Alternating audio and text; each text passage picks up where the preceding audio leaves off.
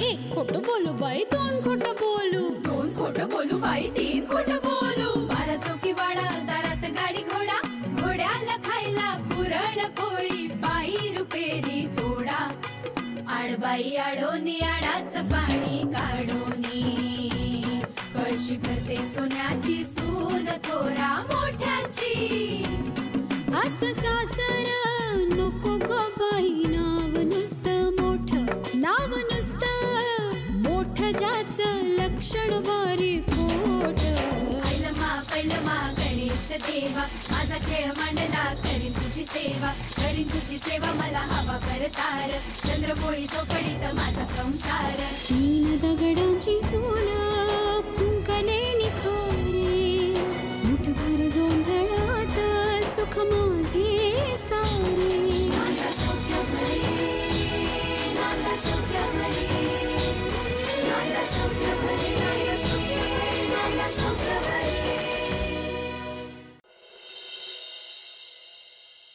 स्वानंदी, तू पीठ काढून ठेव, मी तेल आणि मीठ घालून देते. वहिनी, मुळ्याचा पाला पिळून घेतलात का? मीठ लावून ठेवलंय मी. हे बघ, मी बटाटे आधी चिरून घेते, कारण त्या तिघी जणी काही मुळ्याची भाजी खाणार नाही. आपली स्वानंदी गुणी आहे, ती काय पानात पडेल ते सगळं खाते ना. पण मला काय वाटतं माहितीये का वहिनी? हा, नाही म्हणजे बाई साहेबांचं लक्षच नाहीये. हो, अय काय काय झालंय? काय कुठे काय दे, मी चिरते मुळा. कुठे? अगं बाई, म्हणजे आता हा समोर चिरून ठेवलेला मुळा पण दिसत नाहीये बाई साहेबांना. ते नाही, मला काय वाटतं माहितीये का वहिनी? हा, स्वानंदी आहे ना, खूप महत्वाचा विचार करते. ती काहीतरी 5 शब्दांची लव्ह स्टोरी वगैरे आहे ना, त्याचा विचार करत. तू पण हे काय नवीनच आहे ग? नवीन नाहीये वहिनी, मग खूप जुनं आहे. म्हणजे हे 2 भाऊ चिडवत होते ना तिला, तेव्हा मी ऐकलं. पण स्वानंदी, काय ग ती 5 शब्दांची लव्ह स्टोरी? आम्हाला पण सांग ना, काय आहे? हो, सांगच आता. काही नाही ग, बाबा आणि काका उगाच चिडवतायत. हे बघ, तुझे काका उगाच चिडवतील, पण बाबा उगाच नाही चिडवणार. काय वहिनी? बरोबर आहे. काय आहे 5 शब्दांची लव्ह स्टोरी?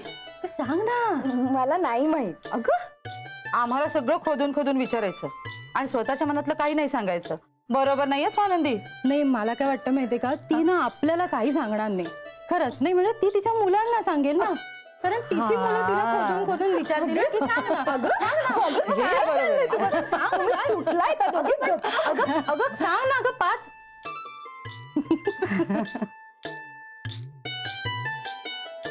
हसली बाई एकदाची, बरं वाटलं मला. पण त्याकरता आपल्याला खरंच सुटावं लागले आज.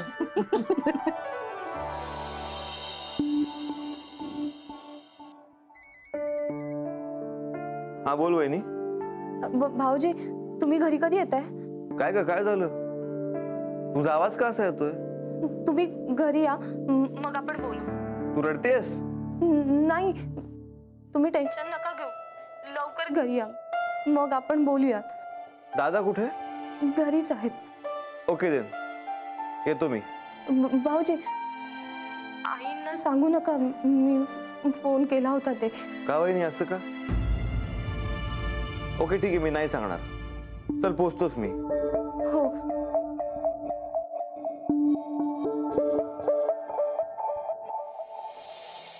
पुरुष रागवला ना की त्याला अपेक्षा असते की स्त्रीने येऊन त्याला समजवावं, म्हणजे मस्का मारायचा. हो, मग त्याचा राग जातो आणि तो सॉरी म्हणतो. छे छे, असं काही नसतं. आपण ना आपल्याच तोरात राहायचं, मगच तो येतो मुठीत. ए, मला नाही ठेवायचं त्यांना मुठीत वगैरे. मी करते त्यांना कॉल.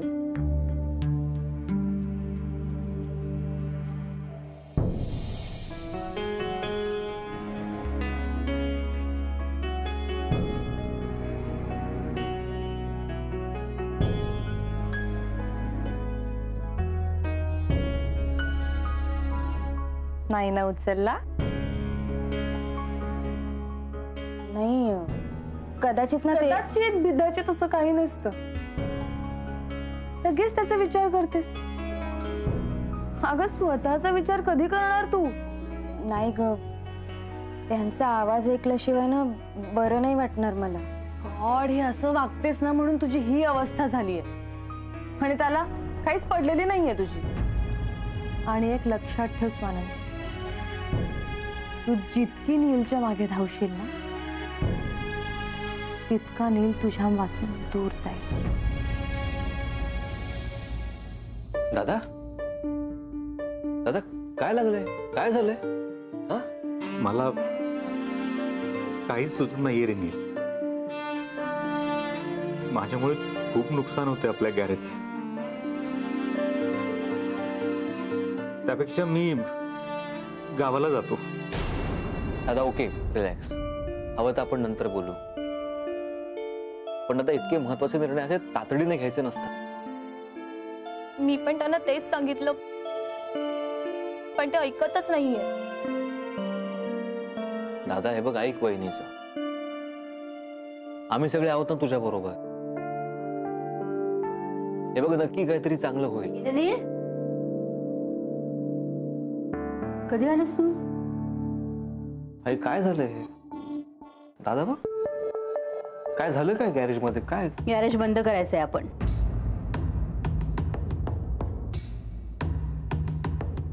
मोठ्या युवराजाने खड्डा खणून ठेवलाय कर्जाचा.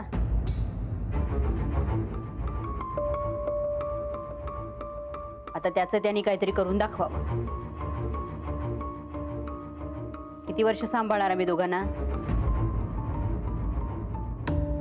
स्वतःच्या पार उभा करी राहणार आहे हा? नाही आई, काहीतरी करावं लागेल. मी काहीतरी मार्ग काढतो. इंद्रनील, ही तुझी जबाबदारी नाहीये. तुला तुझी कामं नाही आहेत का? अगं आई, पण आत्ता चालायस ना तू ऑफिस मधनं? दिवसभर ऑफिस मध्ये काम करायचं आणि घरी आल्यानंतर यांची रडगाणी. फ्रेश हो तू आधी.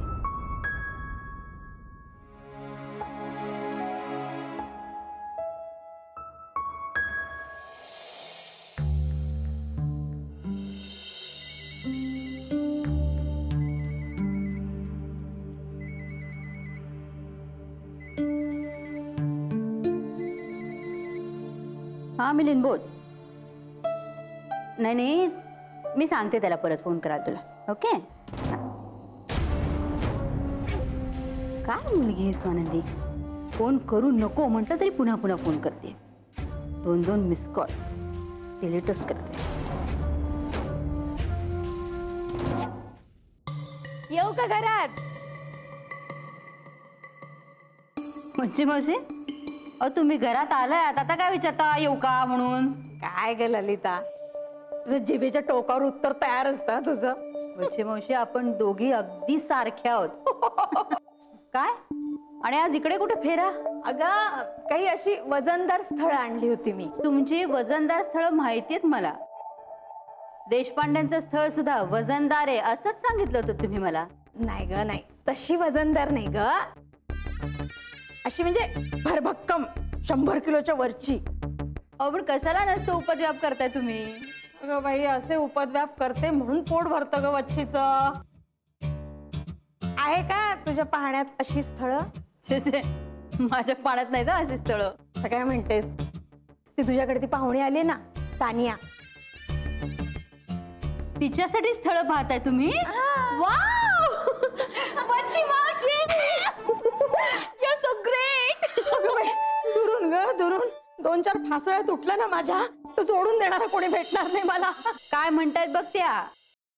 ऐकलं ना? हा, माझी मॉम ऐकून पण फार खुश होईल. हो ना? बघ, तुम्ही माझ्या लग्नाचा विचार करताय, त्याच्यासाठीच तर पाठवलं ना तिने मला इथे. काय?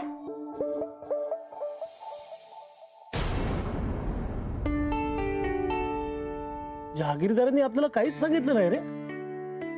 त्यांनी मोठं पेंट हाऊस बुक केलंय. नील आणि स्वानंदीच्या नावाने. नील आणि स्वानंदीला ते तुमचं काय म्हणतात ते, हा, सरप्राईज देणार आहेत का ते? मलाही तसंच वाटतं, पण तरी मनामध्ये काही प्रश्न येतात. म्हणजे काय, नीट सांग ना. अरे हेमंता, ते जहागीरदार आहे ते बरोबर आहे, पण आज मुंबईमध्ये पेंट हाऊस घ्यायचं सोपी गोष्ट नाही आहे. 10% ऍडव्हान्स देणार आहेत आणि उरलेली 90% अमाऊंट चेकनी देणार आहेत. लोन घेणार नाहीयेत. म्हणजे सगळा पैसा व्हाईटचा आहे. बरोबर आहे, व्हाईटचा आहे, पण एवढा पैसा त्याची इन्कम टॅक्स मध्ये नोंद आहे का, टॅक्स भरलाय का, हे सगळे प्रश्न येतात ना मनामध्ये. सहजच मी आपल्या त्या डिपार्टमेंटचा आहे म्हणून, बाकी काय नाही. ए बाबा, तू बघू नकोस हा. नाही म्हणजे आपली मुलगी त्या घरात दिलीये, उगाच ताणत बसू नकोस.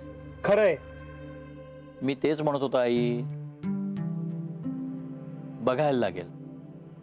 मी काय म्हणतो, आपण वच्ची आत्यांना विचारून बघूयात ना, त्यांना काहीतरी माहिती असेल. ते नातेवाईक आहेत ना त्यांच्या. हो, मी विचारते वच्छीला. आई, पण तू जास्त खोलात शिरू नकोस हा. सहज काही हाताला लागते का ते बघ फक्त. काय ग भैया पंखा, मला पण मेल्याला आताच बिघडायला पाहिजे होतं का.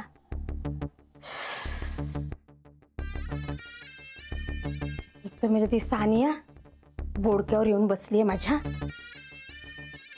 काय मुलगी आहे, सतत आपली चिकटलेली असते त्या नीलला, उठसूट मिठ्याच मारते. ड्रायव्हर बनवून ठेवलंय पोराला. काय करायचं बाई, हा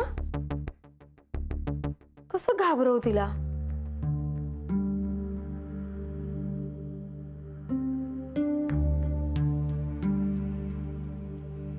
हॅलो, वच्छे, अगं मी देशपांडे आजी बोलते.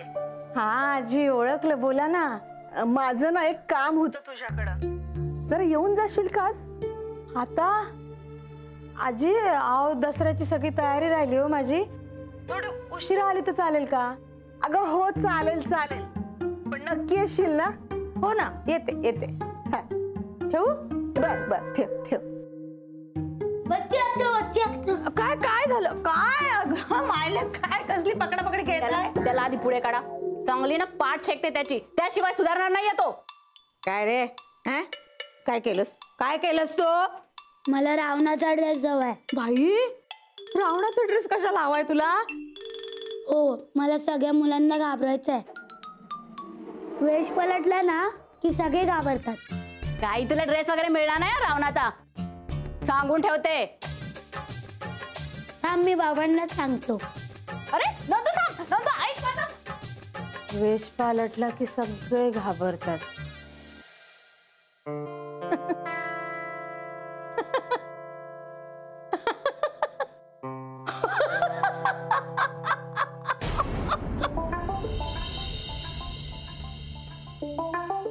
अगं तू इथे बेचैन आहेस आणि नील तिथे मजा करत असेल सानिया बरोबर. प्लीज उगाच काहीतरी बोलत जाऊ नकोस. मला ऑलरेडी इथे वाईट, काय तर रडवणारच का मला? हे बघ जे झालंय ना त्यात आमची चूक आहेच, पण तेवढीच चूक तुझी पण आहे. माझी? हे काय केलं? हे बघ, तू जर खोटं बोलली नसतीस ना तर आमचं भांडण एवढं वाढलंच नसतं. तू त्यांना सांगितलंस स्वानंदी फोन घरी ठेवून क्लासमध्ये गेली. तिथे वच्ची त्यांनी नीलच्या आईंना सांगितलं स्वानंदीला ताप आलाय, त्या मला बघायला घरी आल्या. त्यांचा फोन सरळ हातात दिला. एवढी चिडाचिड झाली आमची एकमेकांवर. बरोबर आहे संपदा ताई, तुझं आणि महेश दादाचं भांडण झालं होतं तेव्हा यांनीच तर मिटवलं होतं.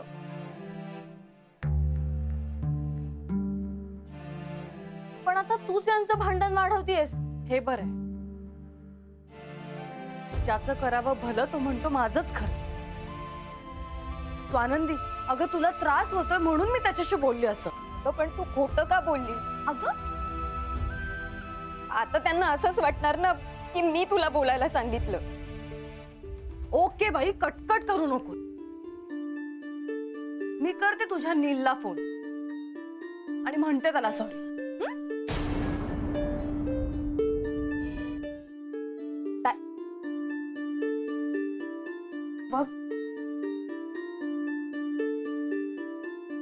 घे, आताही फोन उचलत नाहीये तू.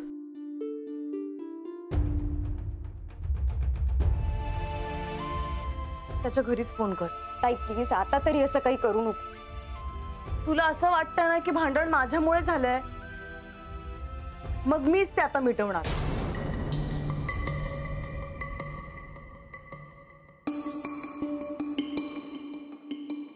हॅलो हॅलो काकू, मी संपदा बोलतेय. नील कुठे आहे? संपदा म्हणजे स्वानंदीची मोठी बहीण ना ग? हो, मी त्याला फोन केला होता पण तो रिसीव्ह करत नाहीये. नक्की स्वानंदीनेच फोन करायला सांगितलं असेल. अगं इंद्रनील नाहीये घरी, सानियाला घेऊन बाहेर गेलाय.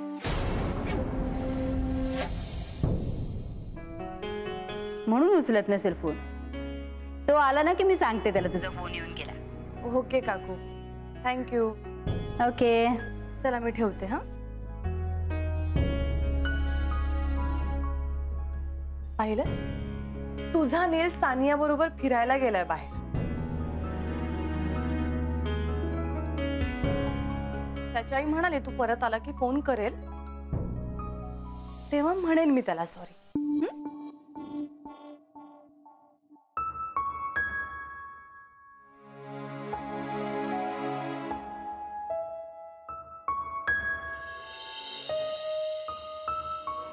दादा, असं शांत बसून राहिल्याने कोणता मार्ग निघणार आहे का? तुझ्या मनात काय चाललंय हे आम्हाला कळणार आहे का? आहे त्या सिच्युएशन मधून बाहेर पडण्यासाठी आपल्याला तुझ्या मनात काय चाललंय कळणं फार आवश्यक आहे.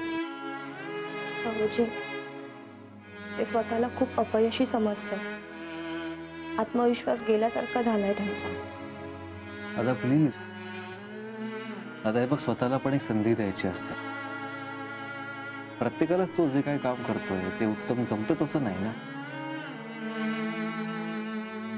मला असं वाटतं कदाचित तुला गॅरेजच्या कामात इंटरेस्ट नसेल.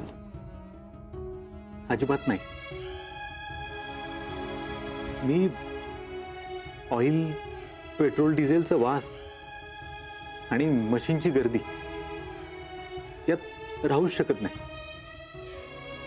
तुला काय करायला आवडेल?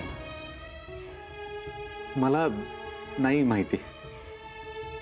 कधीतरी तुलाही असं वाटलं असेल की हे काम जर मी केलं तर ते मला खूप चांगलं जमेल. प्रत्येक जण लहानपणी स्वप्न बघतो, तूही बघितलं असशील. हे बघ, आपल्याला असं काहीतरी शोधायचंय की ज्यात तुझं मन रमेल. यांना आठवत नसेल पण यांचं एक स्वप्न मी जपून ठेवलंय.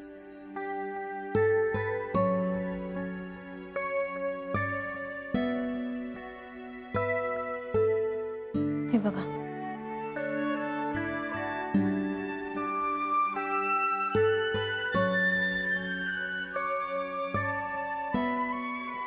वहिनी, अगं फार छान आहे.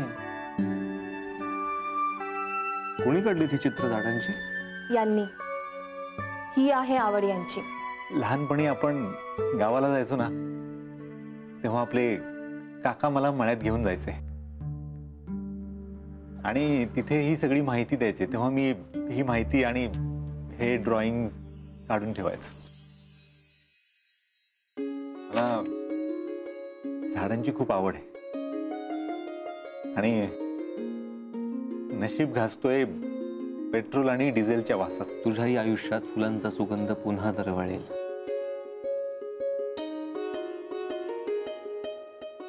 म्हणून तर मला गावाला जायचंय. मग त्यासाठी गावाला जायची गरज काय? तुला गॅरेजची एवढी मोठी जागा पडली आहे ना, तू तिकडे काहीतरी तू तिकडे नर्सरी का सुरू करत नाहीस?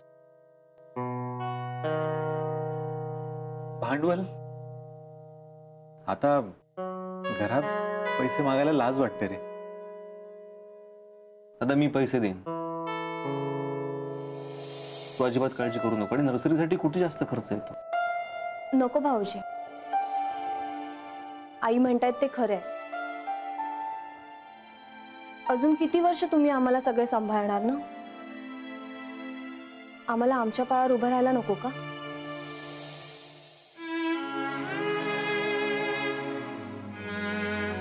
वहिनी, तू आईचं बोलणं फारसं मनाला लावून घेऊ नकोस. नीलिमाचं म्हणणं पटतंय नी. दादा प्लीज असं बोलू नकोस. लहान भाऊ आहे मी तुझा, तुझा हक्क आहे माझ्यावर. तुझ्यासाठी काही करताना मला खूप आनंद होणार. तुमची कळकळ कळतेय मला, पण आम्ही यापुढे जे काही करू ते आमच्या हिमतीवर. तुम्ही फक्त विश्वास ठेवा आमच्यावर. आता जर आम्ही काही केलं नाही ना तर यांना आयुष्यभर मान खाली घालून जगावं लागेल. आणि मला नाही आवडणार ते. आमची लढाई आम्हाला लढू द्या. तुम्ही फक्त पाठीशी उभे राहा, प्रेमाच्या आधाराला. आम्हाला गरज आहे त्याची.